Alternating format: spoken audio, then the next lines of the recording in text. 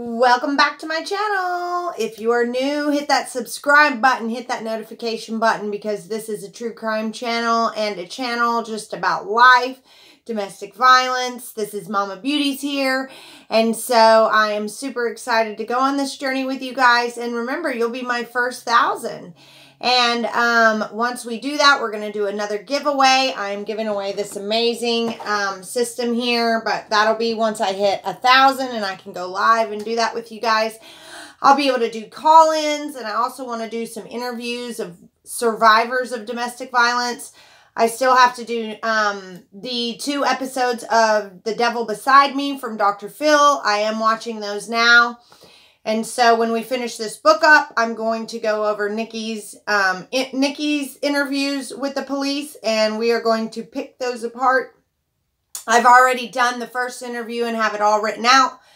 I just want to finish up the book. And I also have where I took notes from what the Watts are saying about this book and about their book from Kathleen Houston that is coming out in July of this coming year. So I will give you all the tidbits of the information that they're saying is going on. And if you don't care to hear what they're saying, then that's fine too. Just don't watch the video. I'll make sure to title it, "This is what the Watts think."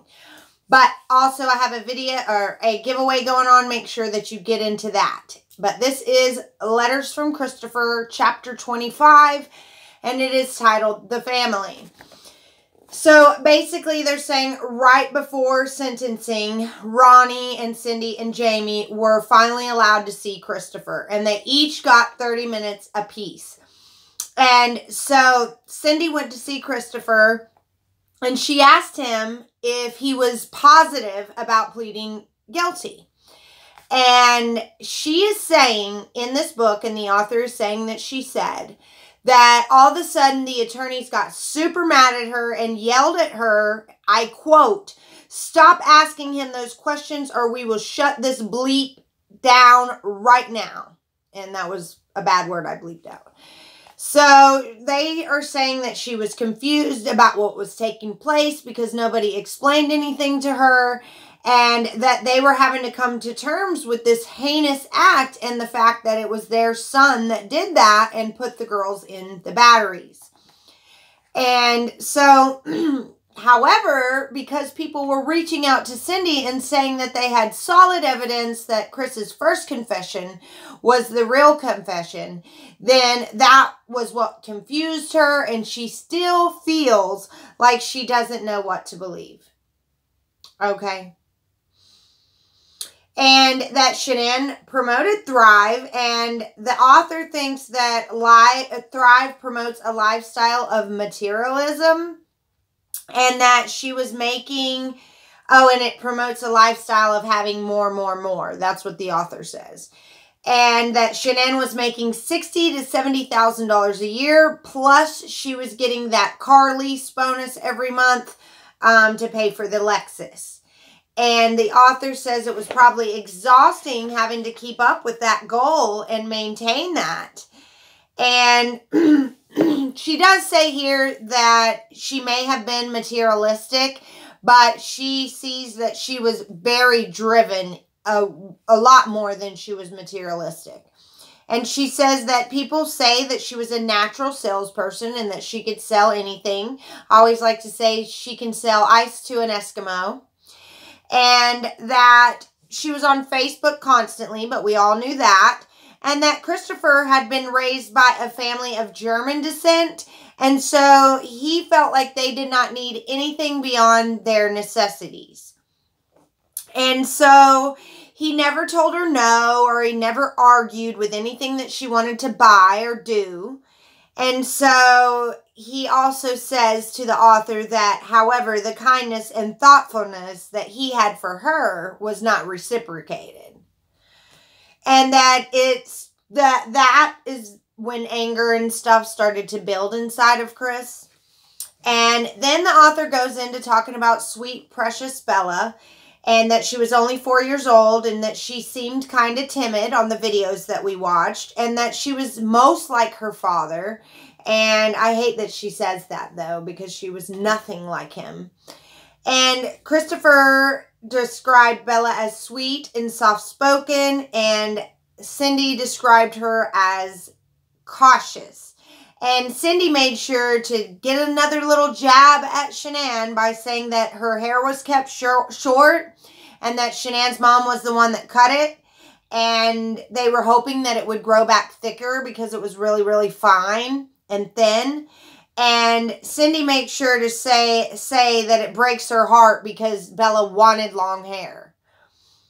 And that it just wouldn't grow long. But still, she's acting like Shanann kept it short, but Bella wanted it long. Bella was 4. I mean, you get to decide your kids' haircuts at that age. And so the author goes into her posting a video of her and Bella working on those vision boards. And she said that Shanann was trying to instill confidence in Bella and that she was helping Bella to grow into a confident little girl, and that she taught her she was beautiful inside and out and very smart. And she says that something only a mother can do, and that's not true. Dads can instill that in their little girls, and so can grandmothers and aunts and uncles. So to say that only a mother can make you grow confident and feel beautiful inside and out and smart, that's not true. Sorry, Cadel. And then she said that Bella had approval from her mom and that the videos revealed that her younger sister helped her gain confidence to do things that she would otherwise be afraid of. And that Bella sang that sweet, precious song, My Daddy is a Hero. Oh, I hear it all the time. I love that song, and she is so precious. And that these videos are videos that the families will cherish forever. The ones that Shanann put up on her Facebook for Thrive. And that the little girls are frozen in time as 4- and 3-year-olds. And that the grandparents have suffered so much. And that the pain is indescribable. That time cannot dull.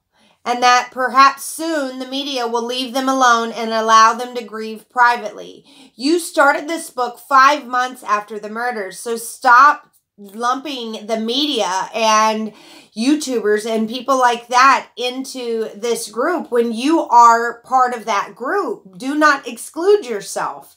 You are part of that group that is reaching out to them, trying to write a story, and inserting yourself. So she said people don't understand how cruel it is and how they have to endure the pain from the loss and the pain from the media and people who have some kind of cruel agenda and made things more difficult. Now, if you go and watch the text messages between the author and Cindy and Jamie, then the author's agenda was not very sweet and honorable either. So it's like, why put this in the book when you're just as guilty of it? So anyway, as Christopher put Bella in the truck that morning, the author says it was hard to imagine how scared she must have been. Yet she had a thread of trust that her dad was going to make it okay. And that that day Bella was supposed to start school, she ended up losing her life. And that Shanann and the girls already had clothes picked out to wear to school the next day. And that they were super excited to start school. And that Chris robbed them of a future. And in good times, Bella would play with her dad. And she would ride on his shoulders and get piggyback rides. And he would read to her. And she loved her sister dearly. We can see that in those videos. And the DA said at sentencing that the girls were put into different tanks so they would not be together in death. And that the strong faith of both families are assuring them that they all will be together in heaven one day. And that Celeste was known as Cece and she was barely 3. And that she was full of life and energy. And that her grandmother describes her as fearless. And that her smile lit up a room when she walked in. And that life was a party for her. And she had no real fears.